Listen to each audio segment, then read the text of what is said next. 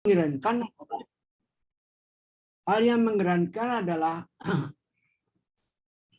dalam survei ini menunjukkan 20% mahasiswa di Bandung serius perihal bunuh diri. Ini adalah hal yang sangat mengherankan. Kita lihat lagi bahwa salah satu mahasiswa yang bunuh diri ini pernah menuliskan seperti ini. Am I someone who can't be understood? Maksudnya adalah, apakah saya seorang yang tidak bisa dimengerti? Jadi ini adalah satu catatan dari seorang mahasiswa yang bunuh diri dan dia meninggalkan tulisan ini. Ini adalah sesuatu yang luar biasa. Itu adalah satu gambaran tentang mahasiswa yang bunuh diri pada saat ini. Yang kedua kita lihat adalah skandal dan perselingkuhan. Jadi kalau kita melihat tentang masalah skandal dan perselingkuhan ini, Philip Yancey dalam bukunya What's Amazing About Grace menceritakan tentang temannya yang punya istri dengan 3 anak dan mereka cukup bahagia. Mereka cukup bahagia tapi suatu saat temannya ini datang kepada Philip Yancey. Dia datang kepada Philip Yancey mengatakan, apakah dosa saya ini bisa tidak ada pengampunan dalam dosa saya. Artinya dia menyatakan bahwa dia mencintai seseorang yang sangat dia cintai, yang tidak bisa dia tinggalkan. Ya, meskipun dia keluarganya dia punya keluarga yang sangat bahagia. Saudara, ini adalah orang Kristen. Dan dia mengatakan apakah dosanya ini adalah tidak bisa diampuni. Ini yang disebut oleh Philip Yancey sebagai satu skandal kasih karunia. Jadi ini membenarkan tentang masalah dosa yang seharusnya tidak boleh dilakukan tetapi tetap dilakukan oleh seorang Kristen. Ini adalah hal yang kita lihat di dalam bagian-bagian perselingkuhan ini. Oke, sekarang mari kita lihat TikTok ini. Ya, kita ambil TikTok ini. Oke, saya stop screen dulu yang di sini. Saya ambil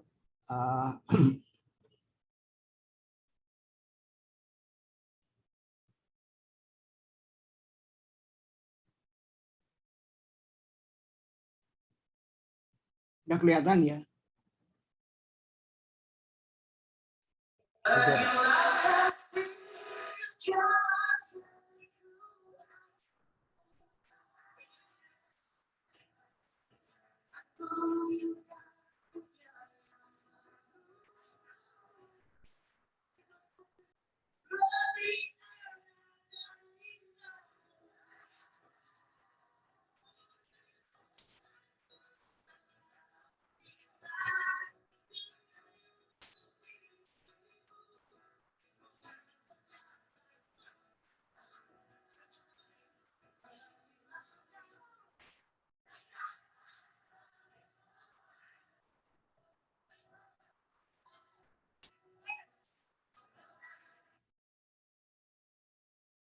Oke, kalau kita lihat video ini lucu ya.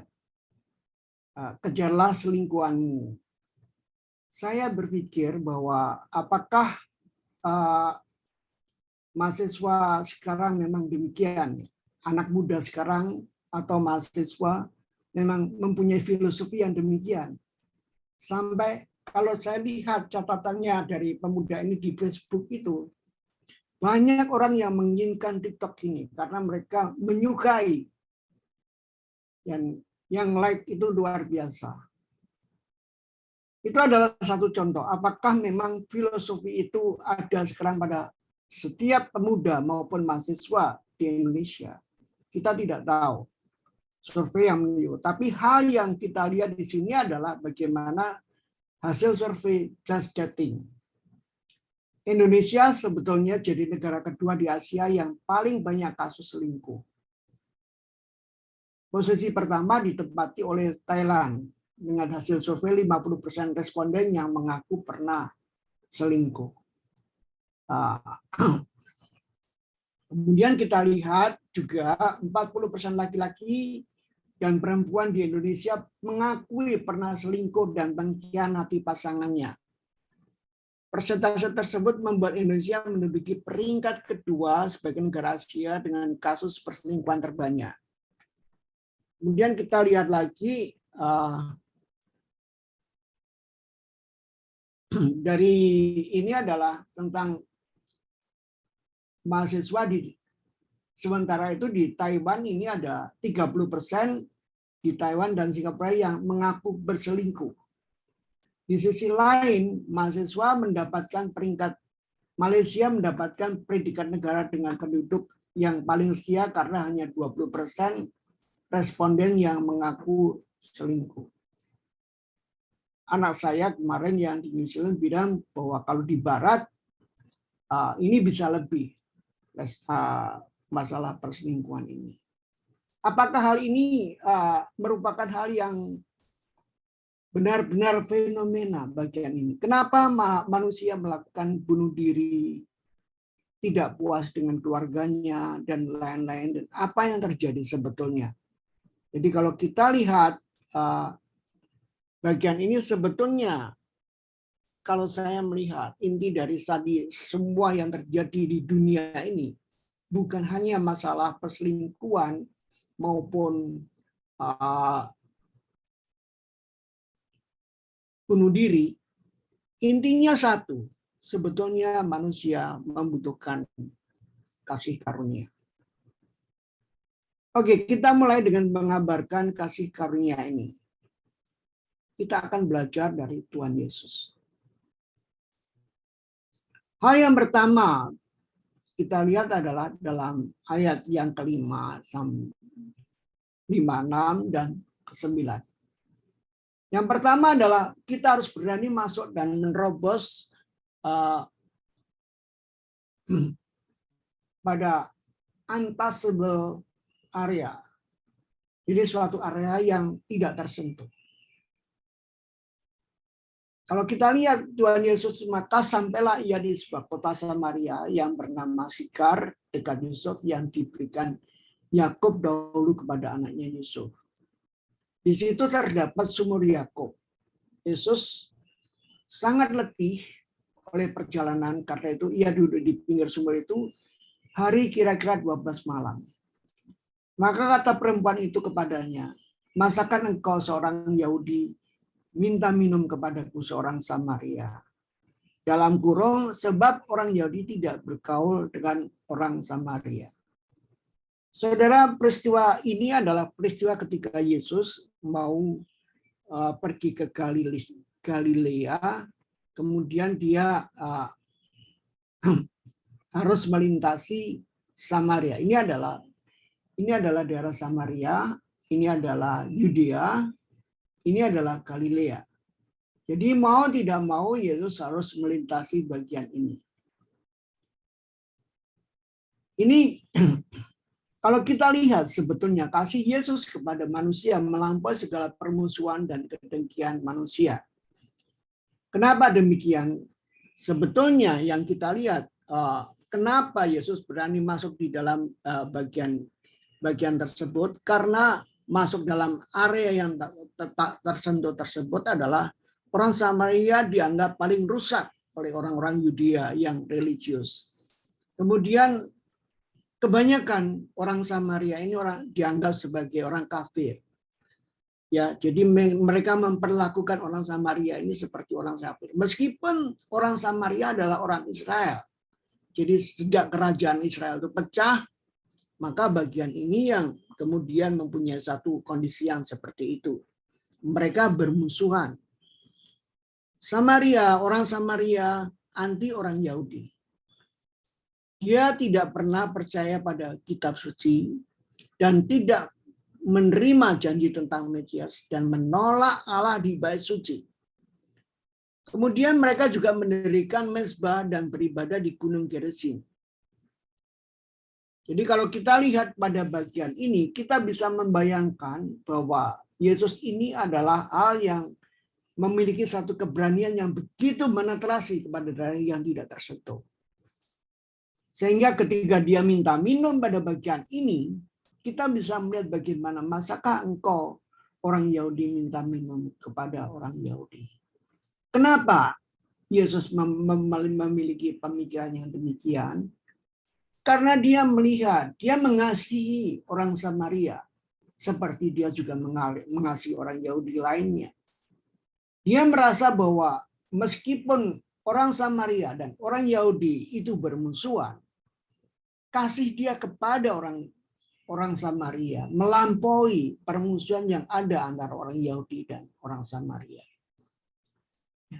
Jadi begitu banyak orang yang dengki kepada orang lain, kemudian dia tidak mau berbicara.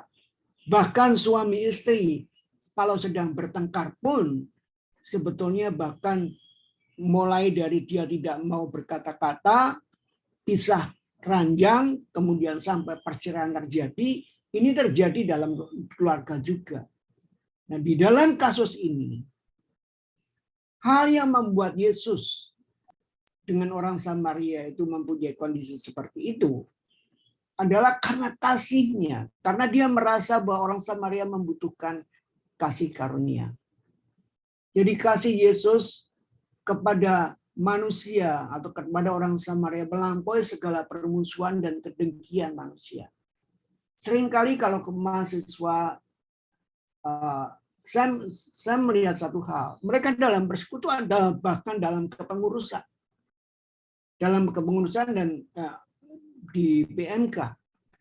Tetapi mereka tidak mau saling berbicara. Mereka tidak mau saling menghindari satu sama lain. Saudara, kalau kita dengan orang yang kita layani mempunyai sikap yang seperti itu, jangan berharap mereka akan terbuka dengan Yesus, dengan kasih karunia yang diberikan Yesus. Kita harus memiliki satu keberanian, kita harus memiliki satu kemauan. Kasih kita harus bisa melampaui segala kedengkian kita kepada orang lain. Segala hal yang tidak kita maui dari orang lain, supaya kita bisa memberitakan kasih karunia. Itu yang dilakukan Yesus dalam ketika dia melewati Samaria. Ya. Hal yang kedua, kita harus bisa melakukan komunikasi yang tepat. Ya. Kalau kita lihat, perempuan Samaria ini tidak menimba air. Yesus melihat situasi itu. Jadi ketika Yesus datang, dia duduk di tepi sumur Yakub, di mana para orang Samaria mengambil air dari situ. Ya. Itu adalah hal yang dipikirkan Yesus supaya dia bisa berkomunikasi dengan orang Samaria. Jadi kata Yesus kepadanya, berilah aku minum. Ya, jadi kalau kita lihat pada bagian ini, kita bisa melihat bagaimana sebetulnya Yesus memulai satu komunikasi yang tepat. Jadi dia melihat situasi dan suasana yang bisa digunakan sebagai alat komunikasi.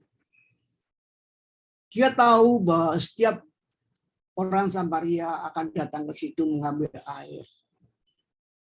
Karena dia ingin berkomunikasi dengan mereka, ingin memberitakan tentang kasih karunia kepada mereka, dia duduk di situ. Jadi menyediakan dirinya supaya dia bisa bertegur sapa dengan mereka. Inilah komunikasi yang tepat daripada Tuhan Yesus. Maka kata perempuan itu kepadanya, masakan engkau seorang Yahudi minta minum kepadaku orang Samaria? Jadi wanita Samaria ini kaget. Pertama, dia seorang laki-laki. Yang kedua, dia seorang Yahudi. Tapi dia minta minum kepada orang Samaria. Anda bisa bayangkan bagaimana rendah hatinya Yesus.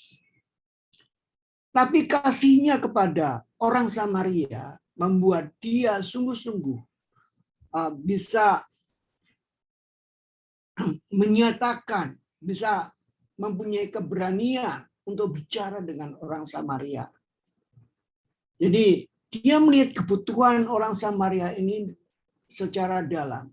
Dia tidak memikirkan kebencian orang Samaria ini kepada dia. Dia tidak memikirkan itu. Tapi yang dia pikirkan adalah bagaimana kebutuhan seorang Samaria ini kepada kasih karunia. Jadi ini Yesus memulai komunikasi dengan situasi yang dimiliki oleh perempuan tersebut. Dan ini pun yang harus kita lakukan kepada orang yang akan kita kabarkan tentang kasih karunia. Ketika saya muda dan saya baru mengenal Yesus, seringkali kalau saya pernah belajar di ITB, jadi ketika saya naik kereta, hati saya selalu gelisah bagaimana menyampaikan Injil kepada orang di sebelah saya. Jadi hal-hal yang seperti ini yang harus kita lakukan. Dan ketika saya belajar di Pascasarjana ITB, bahkan saya sering kali bicara dalam waktu-waktu sembilan kuliah tentang masalah Yesus kepada mereka. Sampai ada seorang mahasiswa yang malam-malam datang ke ruang saya, ke kamar saya. Dia mengetuk pintu dan dia mengatakan kepada saya bahwa saya tadi malam mimpi bahwa saya harus ketemu kamu dengan hari ini. Hari itu juga orang itu saya injili dan dia mengenal Yesus pada hari itu. Saudara, betapa maknanya, betapa pun sibuknya kita ketika seorang yang membutuhkan kasih karunia. Mestinya kita harus melayani dan mengasihi. Kita melihat mereka. Ini yang dilakukan Yesus. Dia tidak peduli bagaimana kebencian orang Samaria terhadap orang Yahudi. Atau sebaliknya, kita bisa menggambarkan bagaimana perempuan ini yang dia lihat cuma satu. Kebutuhan orang ini akan kasih karunia. Itu yang membuat Yesus mengalahkan semua apa yang ada, rintangan yang ada. Bagian yang ketiga, setelah kita bisa mulai komunikasi, maka kita masuk dalam percakapan tentang kasih karunia. Jadi kalau kita sudah melihat suasana yang terjadi, kemudian kita bisa memulai bicara dengan seorang itu secara terbuka, maka kita coba untuk masuk dalam percakapan kasih karunia. Ini yang dilakukan Yesus. Jawab Yesus, "Jikalau engkau tahu tentang kasih karunia dan siapakah yang berkata kepadamu, berilah aku minum, niscaya engkau meminta kepadanya dan ia telah memberikan kepadamu air yang hidup." Kenapa Yesus bicara seperti itu? Karena perempuan ini menolak atau memberikan satu alasan, mempertanyakan kenapa Yesus seorang Yahudi minta minum kepada orang Samaria. Ini di luar dari biasa karena mereka pun sebetulnya untuk mereka pun daerah Samaria bahkan dihindari, tetapi Yesus ini justru datang duduk di sumur tempat orang menimba air, disitulah dia akan mulai. Jadi kalau kita lihat pada bagian ini, kita bisa bagaimana dia memulai. Bila komunikasi sudah terbuka, Tuhan Yesus melihat bahwa komunikasi itu sudah terbuka ketika perempuan ini mengatakan, bagaimana engkau orang Samaria, orang Yahudi minta minum kepada orang Samaria. Maka kita lihat bahwa itu adalah kesempatan Yesus menjelaskan, mulai membuka pikiran tentang kasih karunia terhadap perempuan tersebut. Jikalau engkau tahu tentang kasih karunia dan siapakah dia yang berkata kepadamu, berilah aku minum. niscaya engkau akan meminta kepadanya, dan ia telah memberikan kepadamu air hidup. Jadi kita lihat dari komunitas yang digunakan untuk mengarahkan tentang kebutuhan manusia tentang kasih karunia. Yesus selalu mengembalikan apa yang diargumentasikan perempuan tersebut untuk bisa menjelaskan kasih karunia tersebut. Karena ditolak untuk memberi air, dia mempertanyakan karena dia orang Yahudi, kenapa dia minta air pada orang Samaria. Justru itu yang dipakai Yesus untuk menyatakan tentang kebutuhan kasih karunia itu kepada perempuan ini.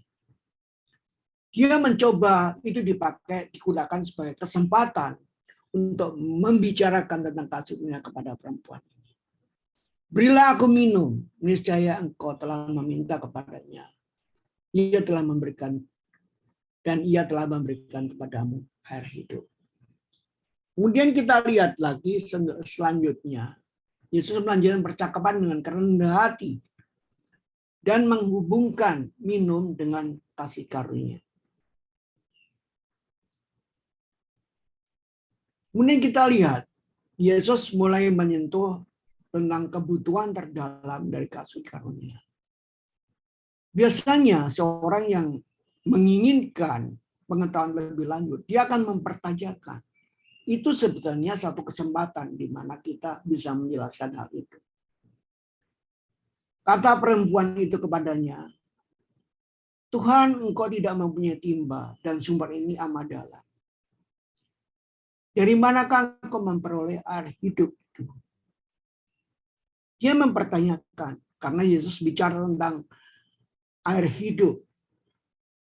Apakah engkau lebih besar dari bapa kami Yakub yang memberikan sumur ini kepada kami dan telah minum sendiri dari dalamnya ia serta anak-anaknya?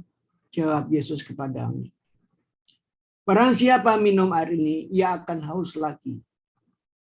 Tetapi barang siapa minum air yang kuberikan kepadanya, ia tidak akan haus lama-lamanya. Sebaiknya air yang kuberikan kepadanya akan menjadi mata air di dalam dirinya, yang terus-menerus memancar sampai pada hidup yang kekal. Kata perempuan itu kepadanya, Tuhan, berikanlah air itu, supaya aku tidak haus dan tidak usah datang lagi ke sini untuk menimba air. Saudara, sebetulnya Yesus tidak bicara tentang air yang sesungguhnya. Yesus ini bicara tentang kasih karunia yang berkiblat pada air. Dia tidak menggunakan, dia hanya, air itu hanya dipakai sebagai alat. Bahkan kehausan dia pun sebetulnya dipakai sebagai alat supaya dia bisa menyampaikan sesuatu tentang kasih karunia kepada perempuan. Dan perempuan ini ketika dia bicara itu justru itu menarik bagi dia. Karena apa yang dikatakan oleh Yesus, bahwa air yang kuberikan, kalau orang minum dari sumur Yakub itu, dia akan haus lagi. Tetapi air yang kuberikan tidak akan haus lagi. Bahkan dia akan memancar ya, untuk selama-lamanya. Ini hal yang mungkin tidak disadari oleh orang wanita itu. Mungkin perempuan ini juga mengerti apa yang dimaksud dengan Yesus. Itu sebabnya kenapa Tuhan berikanlah aku air itu supaya aku tidak haus dan tidak usah datang lagi ke sini untuk menimba air. Jadi kalau Yesus menilai apa yang diberikan dunia dan tidak akan memuaskan manusia, sebetulnya hanya kasih karunia Tuhan Yesus yang memenuhi kebutuhan keinginan manusia. Itu yang sebetulnya ingin dilakukan Yesus kepada perempuan ini. Ya. Jadi Tuhan Yesus untuk menunjukkan bahwa hanya kasih karunia-lah yang bisa memberikan kepuasan terhadap kehausan manusia akan kasih karunia. Itu yang ingin dijelaskan oleh Yesus melalui komunikasi tentang air. Nah, ketiga perempuan itu sudah mulai terbuka Jadi kita lihat di sini, kata Yesus kepadanya, pergilah, panggillah suamimu dan datang ke sini. Kata perempuan itu, aku tidak mempunyai suami, kata Yesus kepadanya. Tepat katamu bahwa engkau tidak mempunyai suami. Sebab engkau sudah mempunyai 5 suami dan yang ada padamu bukanlah suami. Dalam hal ini engkau berkata benar. Saudara-saudara, kalau kita melihat, tadi saya bicara tentang perselingkuhan masa kini. Kalau kita lihat bicara manusia wanita ini juga pada zaman Yesus, perselingkuhan itu sudah ada, bahkan mungkin lebih daripada apa yang ada saat ini. Kita tahu pada zaman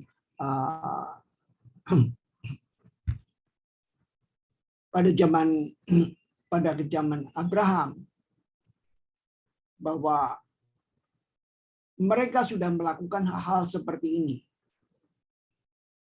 Kenapa demikian? Itu semua adalah akibat dosa.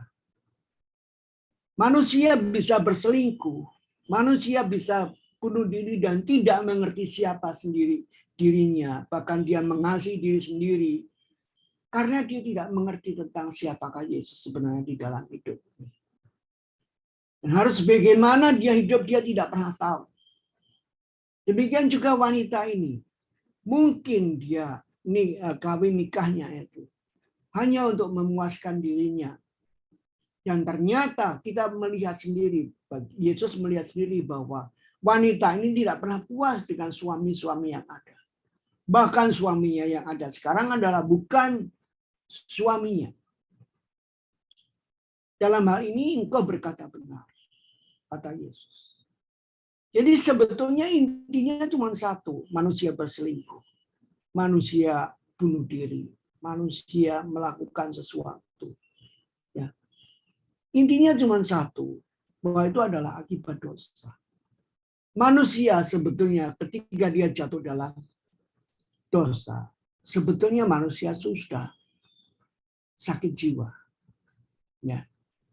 Jadi kita bisa bayangkan, ini adalah sesuatu yang dimiliki oleh perempuan ini. Karena perempuan wanita ini memiliki latar belakang kehidupan yang kelam. Dan di hadapan Yesus tidak ada dosa yang dapat disembunyikan. Kenapa? Karena dia adalah Maha Tahu. Ya. Perselingkuhan dan skandal hidup manusia di masa lalu sampai saat ini adalah akibat dosa. Jadi kita lihat bahwa ketika kita bicara dengan orang lain, kita harus bicara dengan santai di mana memulai membicarakan tentang kasus dunia dan Yesus mendorong sendiri seseorang. Kita harus mendorong seseorang yang kita hadapi bicara untuk mengatakan sendiri apa yang ada di dalam dirinya, kebutuhan akan dirinya. Seringkali kalau kita bercakap-cakap dengan orang dan melayani orang, kita nggak mau mendengarkan. Ya, kita selalu ingin mendominir percakapan, menjelaskan, tetapi Yesus tidak begitu. Pergilah, panggillah suamimu dan datang ke sini. Aku tidak mempunyai suami. Tepat katamu, engkau tidak mempunyai suami. Sebab engkau sudah mempunyai 5 suami dan yang ada padamu sekarang bukanlah suamimu. Dalam hal ini engkau berkata benar. Saudara, memang kita bukan Yesus. Kita bukan orang yang Maha Tahu. Tetapi cara Yesus mengkomunikasikan, membuat orang itu supaya sadar akan kesalahannya, maka kita bisa mendorong orang itu untuk menceritakan sendiri, untuk terbuka dengan apa yang dimilikinya. Dan ketika Tuhan Yesus mengatakan seperti itu, perempuan ini tidak menyangka, tidak memprotes apa yang dikatakan Yesus. Itu berarti apa yang dikatakan Yesus adalah benar. Kita bisa melihat bahwa Yesus sudah membongkar kebobrokan wanita ini dengan rendah hati dan dengan santai. Ya, itu yang harus kita lakukan. Kalau kita bicara dengan orang, jangan sampai kita beremosi. Terutama kalau kita ingin menginjili orang itu.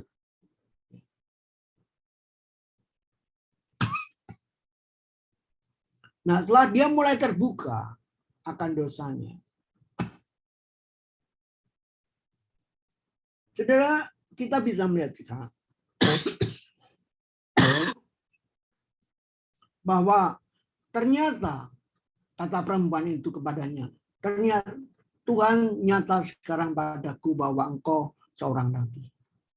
Nenek moyang kami menyembah di atas gunung ini, tetapi kamu katakan bahwa Yerusalemlah tempat orang menyembah.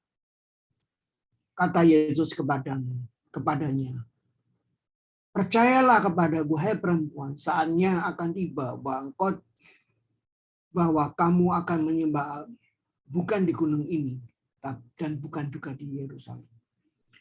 Kamu menyembah apa yang tidak kamu kenal. Kami menyembah apa yang kami kenal, sebab keselamatan datang dari bangsa Yahudi. Tetapi saatnya akan datang, dan sudah datang, tiba sekarang, bahwa penyembah-penyembah benar akan menyembah Bapa dan Roh dan kebenaran. Sebab Allah Bapa mengendaki penyembah-penyembah demikian. Allah itu roh, dan barang siapa menyembah dia harus menyembah dalam roh dan kebenaran. Perhatikan perkataan perempuan itu. Jawab perempuan kepadanya, aku tahu bahwa Mesias akan datang, yang disebut Kristus. Apabila dia datang, dia memberitakan segala sesuatu kepada kami. Kata Yesus kepadanya, akulah dia yang sedang berkata-kata dengan kami.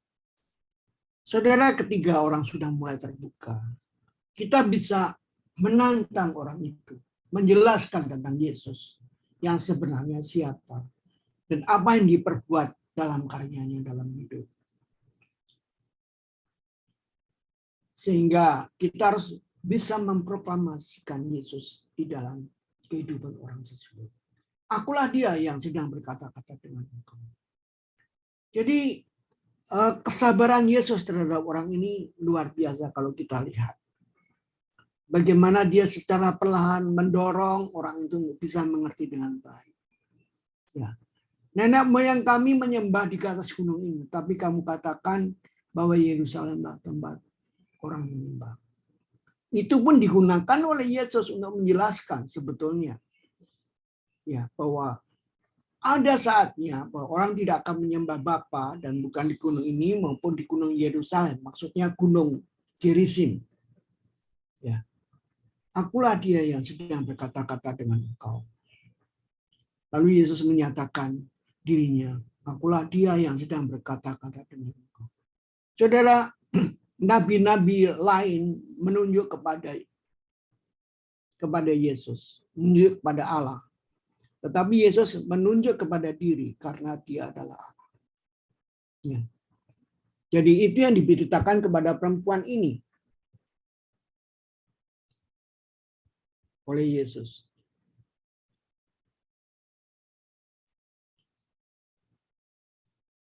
Oke, kita lihat bagian selanjutnya. Apa yang dilakukan perempuan ini? Maka perempuan ini meninggalkan tempatnya, lalu dari situ lalu pergi ke kota dan berkata kepada orang-orang di situ, mari lihat, di sana ada seorang yang mengatakan kepadaku segala sesuatu yang telah kuperbuat. Mungkinkah dia Kristus itu? Maka mereka pun pergi ke keluar kota lalu datang kepada Yesus. Dan banyak orang Samaria dari kota itu menjadi percaya kepadanya karena perbuatan perempuan itu. Yang bersaksi, ia mengatakan segala yang telah berbuat. Ketika orang-orang Samaria sampai pada Yesus, mereka meminta kepadanya supaya tinggal pada mereka. Dan ia pun tinggal di situ 2 hari lamanya. Dan lebih banyak lagi orang yang percaya karena perkataannya. Kata mereka kepada perempuan, kami percaya bukan lagi karena apa yang kau katakan, tetapi kami sendiri mendengar dia dan kami tahu bahwa dialah benar-benar Juru Selamat dunia. Dan setelah 2 hari Yesus berangkat dari situ ke Galilea. Jadi kita bisa melihat bahwa apa yang dimiliki oleh perempuan ini tidak dipendam di dalam dirinya. Dia datang kepada teman-temannya, kepada orang Samaria lainnya, memberitakan tentang Yesus ini. Ini adalah hal yang luar biasa. Seorang yang tidak percaya tentang Mesias, kemudian dia bisa melihat Mesias itu sendiri dan mengakui bahwa dia adalah Kristus. Yang menarik adalah ayat 42. Kami percaya tetapi bukan lagi karena apa yang kau katakan. Sebab kami sendiri telah mendengar dia dan kami tahu bahwa dia adalah pekerjaan benar-benar juru selamat dunia. Saudara, pekerjaan Roh Kudus tidak bisa kita duga. Yesus hanya mengatakan bahwa Yesus hanya mengajarkan satu. Pergilah, pulanglah, panggil suamimu kemari. Dia hanya mengatakan seperti itu. Tepat katamu bahwa engkau tidak mempunyai suami. Karena engkau telah 5 kali bersuami dan suami yang laki-laki sekarang yang berada bersamamu adalah bukan suamimu. Dia hanya mengatakan itu. Dia tidak mengatakan apa-apa. Dia tidak mengatakan bahwa itu dosa. Tapi wanita ini menyadari bahwa kemahatauan Yesus menyebabkan dia berbeda dengan orang lain. Ya. Itu yang membuat dia percaya bahwa dia adalah Allah yang Maha Tahu. Ya. Oke, kita lanjutkan pada bagian ini. Seorang yang telah mengalami kasih karunia dan keselamatan, dia tidak akan menahan dirinya untuk bersaksi. Perempuan ini melakukan hal tersebut. Dia tidak bisa diam. Ya. Banyak orang Samaria kemudian percaya kepada Yesus. Luar biasa. Hanya dari satu orang. Yang lain bisa percaya juga. Nah, ini hal yang lain. Aku mengutus kamu. Sementara kita melihat bagian yang lain. Sementara itu, murid-muridnya mengajak dia, katanya, Rabi, makanlah. Akan tetapi ia berkata kepada mereka, padaku ada makanan yang tidak kamu kenal. Maka murid-murid itu berkata kepada seorang lain, adakah orang yang membawa sesuatu kepadanya untuk dimakan? Kata Yesus kepada mereka, makananku adalah melakukan kehendak Dia yang mengutus aku dan menyelesaikan pekerjaannya. Bukankah kamu mengatakan 6 bulan lagi tibalah musim menuai? Tetapi aku berkata, lihatlah sekelilingmu dan pandanglah ladang-ladang yang sudah menguning dan matang untuk dituai. Sekarang seorang penuai menerima upahnya dan mengumpulkan buahnya untuk hidup yang kekal. Sehingga penabur dan penuai sama-sama bersukacita. Dalam ini benalah peribahasa yang seorang menabur dan yang seorang lain menuai. Aku mengutus kamu untuk menuai apa yang tidak kamu usahakan. Orang-orang lain berusaha dan kamu datang memetik hasil usahanya. Saudara, ini lucu ya. Jadi kalau ini Yesus bicara, kalau tadi dengan orang Samaria itu berbicara tentang air, sekarang ini tentang makanan. Ya. Makanan itu dipakai untuk menyadarkan murid-murid tentang bagaimana dia harus melakukan sebagai murid-murid Yesus. Bagaimana dia harus melayani sebagai murid-murid Yesus. Jadi apa yang dilakukan Yesus sebetulnya, ya apa yang dipikirkan Yesus, itu berbeda dengan apa yang dipikirkan murid-murid. Murid-murid memikirkan sesuatu yang jasmani, tetapi Yesus memikirkan makanan yang rohani. Jadi melakukan kehendak Dia mengutus aku dan menyelesaikan pekerjaannya. Mungkin banyak hal yang dipikirkan oleh murid-murid mengenai masalah ini. Tentang hubungannya dengan perempuan Samaria dan lain-lain pembicaraannya. Jadi mereka heran bahwa Yesus bisa mau berbicara dengan orang Samaria. Sedangkan mereka tidak mau. Tetapi Yesus di sini menjelaskan bahwa mereka harus melayani mereka. Sebagai murid Yesus, mereka tidak boleh membiarkan dirinya terus berpikir tentang makanan. Ya. Jadi saya melihat satu hal bahwa sebetulnya ketiga mahasiswa banyak hal yang memikirkan bagaimana mereka mengejar prestasi, bagaimana kemudian selalu lulus mengejar karya dan seterusnya. Saudara, bukan itu tidak penting. Tetapi kita sebagai murid Yesus, kita harus bisa mengutamakan apa yang kita pikirkan tentang Yesus. Saya kadang-kadang berpikir mahasiswa kalau sudah lulus, cari pekerjaan, sudah dapat pekerjaan, memikirkan karya, sudah memikirkan karier, memikirkan punya keluarga, untuk punya anak, dan lain-lain. Sampai pada akhir hidupnya tidak melayani apa-apa, tidak berbuat apa-apa untuk Tuhan. Padahal pada waktu mereka mahasiswa sangat berapi-api. Jadi kita bisa melihat kondisinya itu sekarang. Jadi kalau kita lihat bagaimana apa yang disampaikan Yesus kepada murid-murid ini, seorang penuai telah menerima upahnya dan mengumpulkan buah yang kekal untuk menabur dan penuai. Sebab dalam hal ini benar yang seorang menabur dan yang seorang penuai. Jadi kita bisa melihat bahwa sebetulnya yang di sekeliling kita, mungkin mereka sudah siap kita ikuti, tetapi kita tidak melakukan apa-apa. Ada banyak hal yang harus kita lakukan di dalam kita melayani Tuhan. Kita lihat ada bagian-bagian lain. Tuhan mengutus kita. Jadi Tuhan menginginkan kita berbuat untuk Dia. Saya ingin memberikan satu contoh. Ya.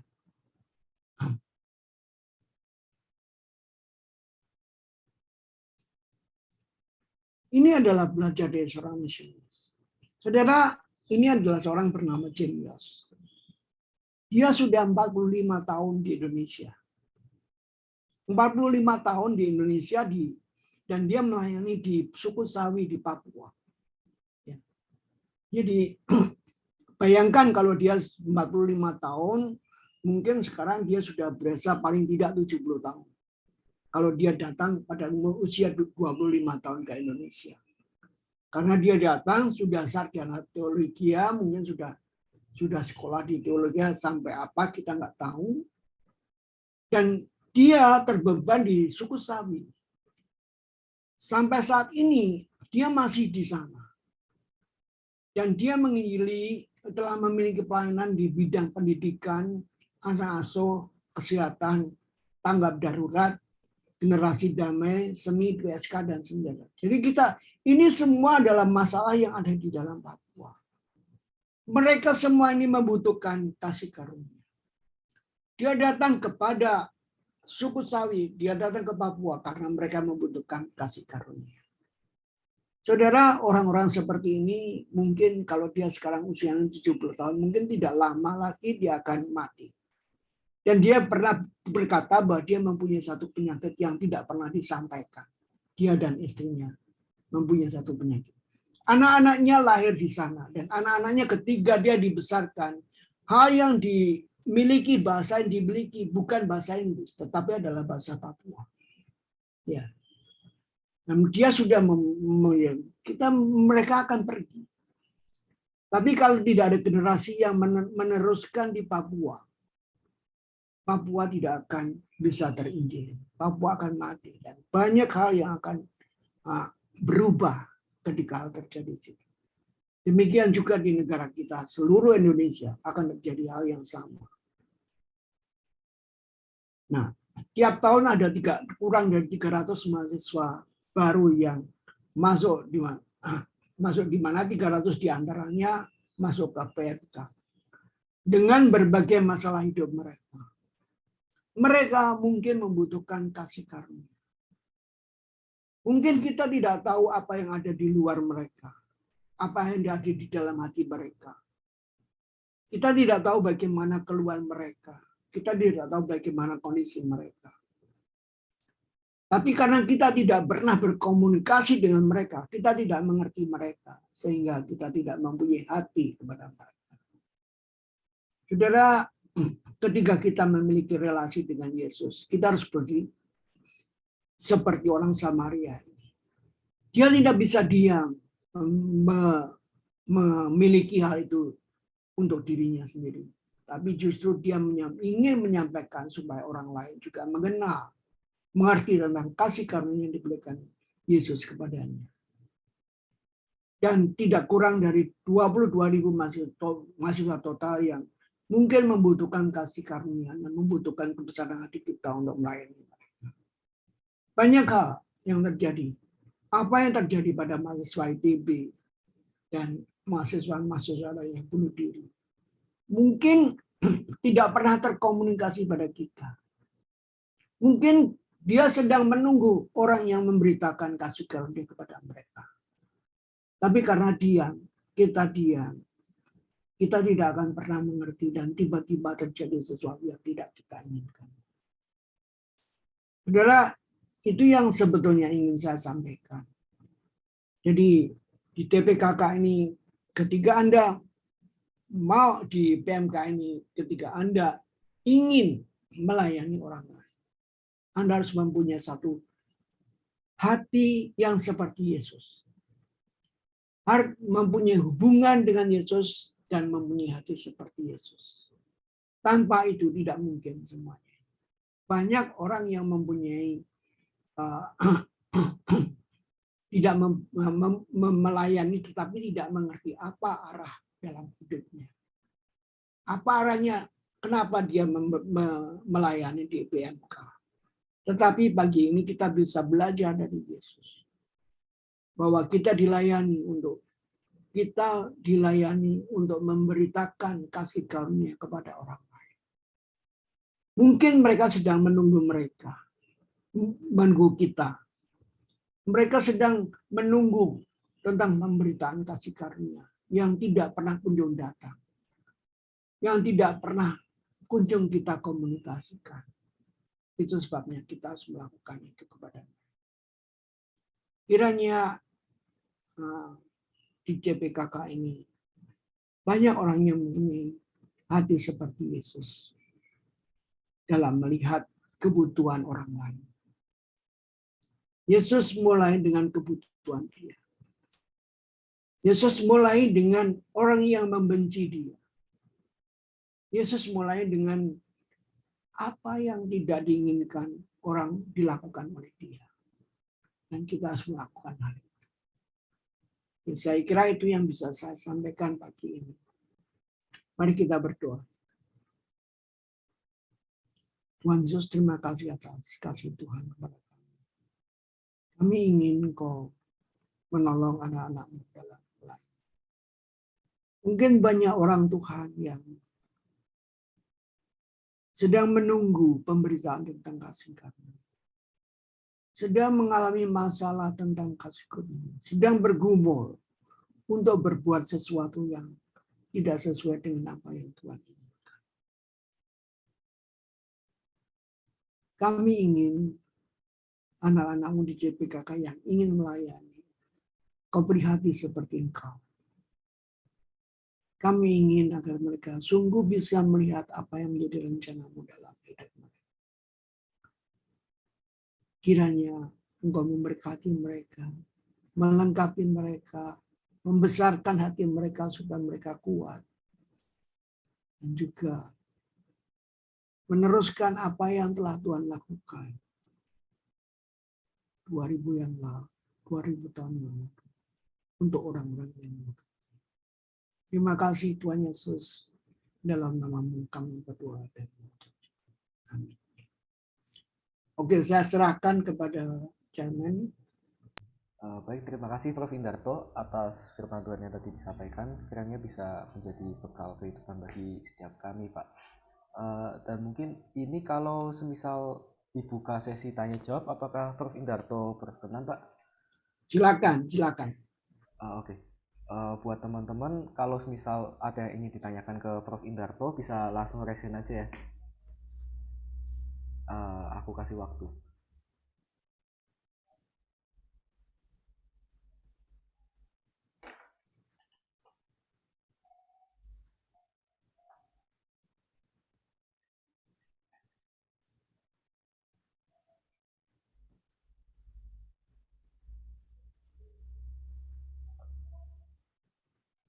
Oke, mungkin dari saya dulu, Prof.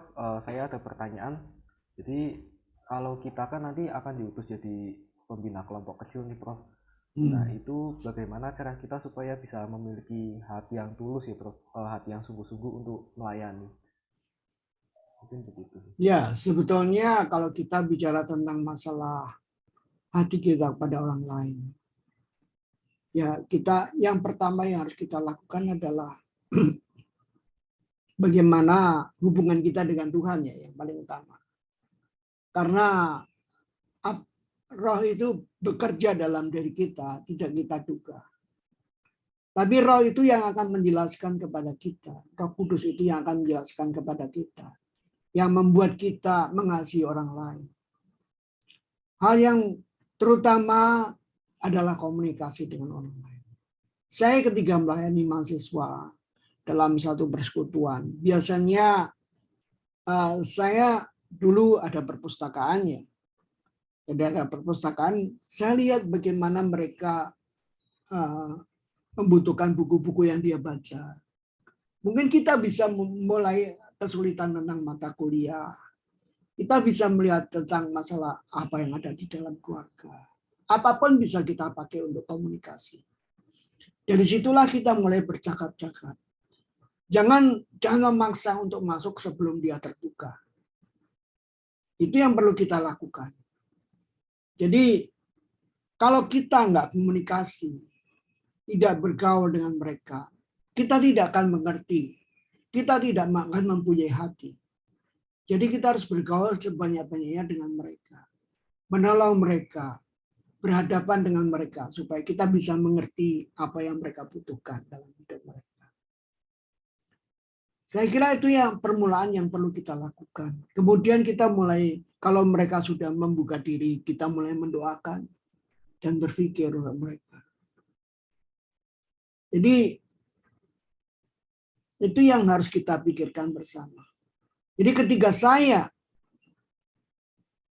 seperti tadi, ketika saya sudah menerima Injil, sudah mengerti tentang keselamatan, saya kadang-kadang tidak bisa diam. Ketika saya di pasca cadangnya saya bicara, ketika saya di kereta saya coba bicara. Mungkin orang itu tidak sampai menerima. Ada kalanya kita ditolak, tapi nggak apa-apa. Ya, seringkali kita takut ditolak. Tetapi bukan itu ya. Tuhan pun pernah ditolak, sering, bahkan tidak pernah. Dia sering ditolak, bahkan sebagian besar hidupnya ditolak oleh manusia. Tetapi itu tidak boleh menghentikan kasih kita kepada orang lain.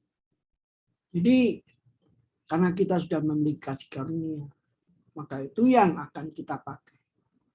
Dan roh yang akan membuat kita memiliki hati seperti itu. Itu jawab saya, Ruben. Oke, baik, Prof. Terima kasih atas jawabannya. Untuk teman-teman yang lain, apakah ada yang mau mengajukan pertanyaan? Mungkin bisa aku tunggu sampai 11.20. Oh, oke. Dari Kanapasi, silakan. Ya, halo, apakah suara saya jelas? Iya, jelas. iya, Natasha. Iya, Pak. Ya, terima kasih atas kesempatan yang diberikan. Aku Natasha.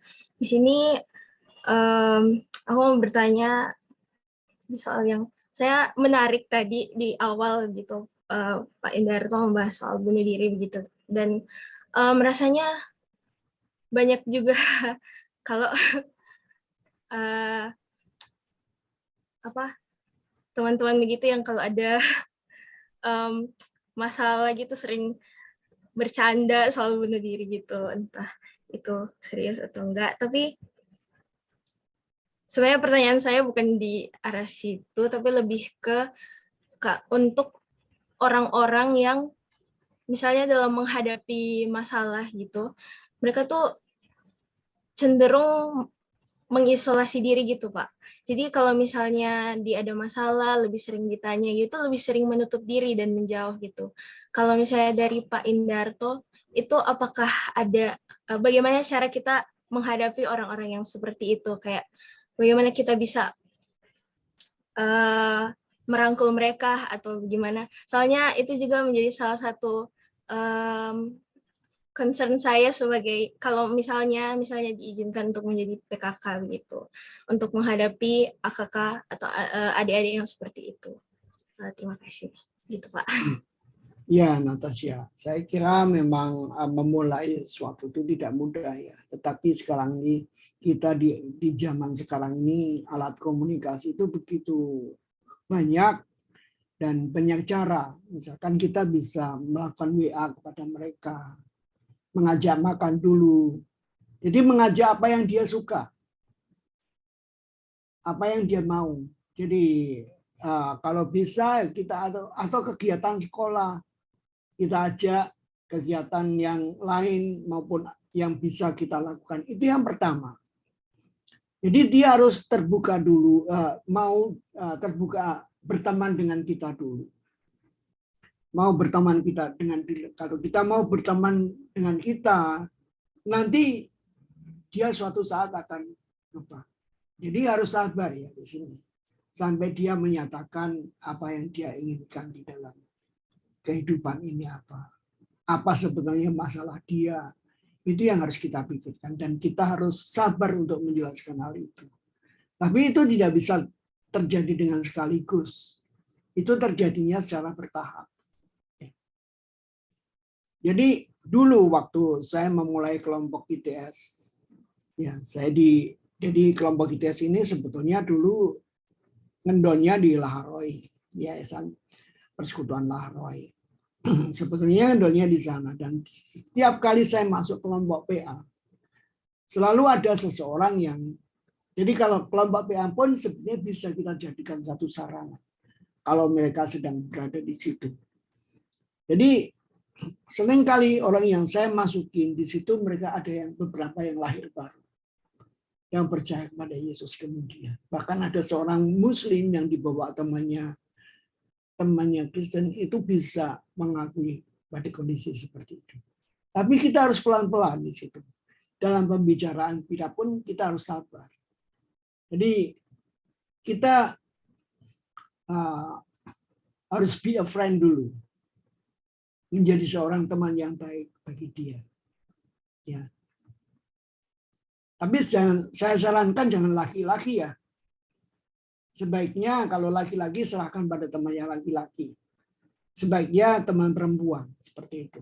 Ya, jangan laki-laki nanti bisa salah tafsir. Oke, oke Natasha.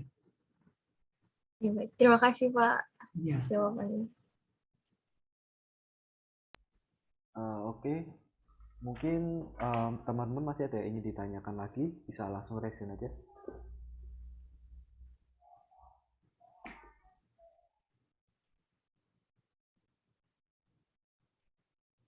Mungkin kita tunggu sampai 11:28 ya, Prof. Ya, oke. 1 menit lagi.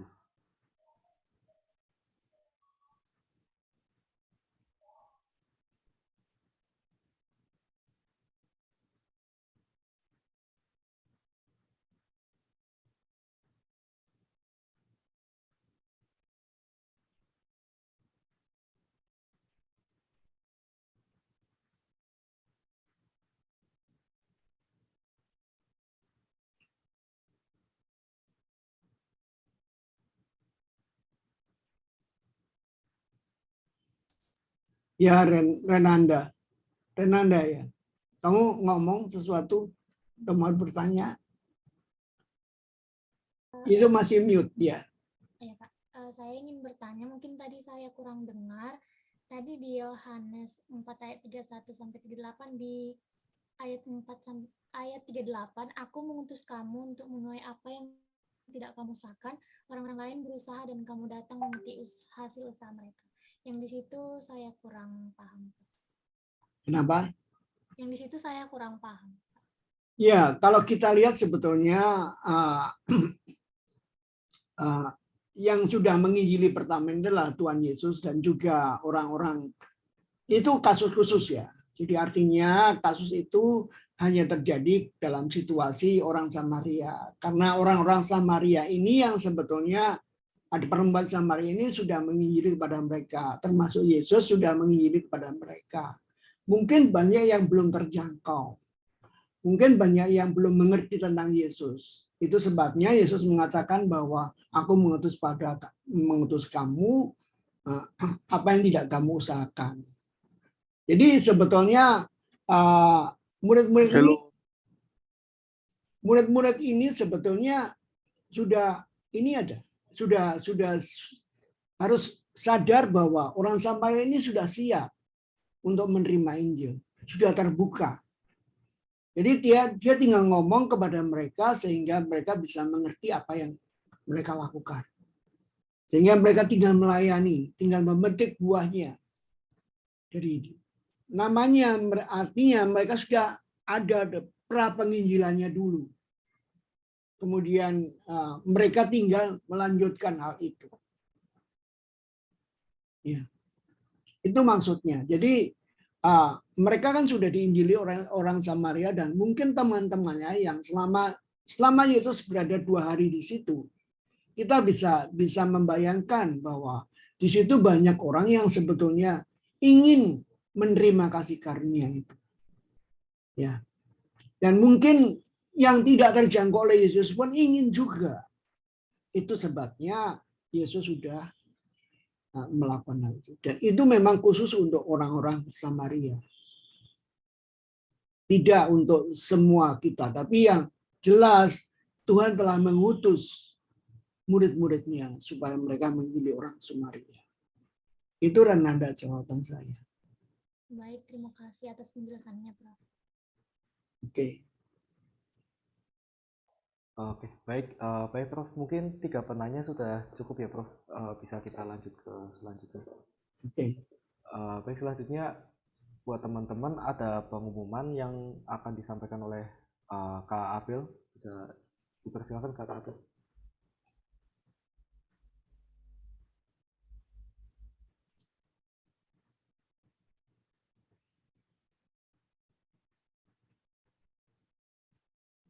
Oke. Bentar ya.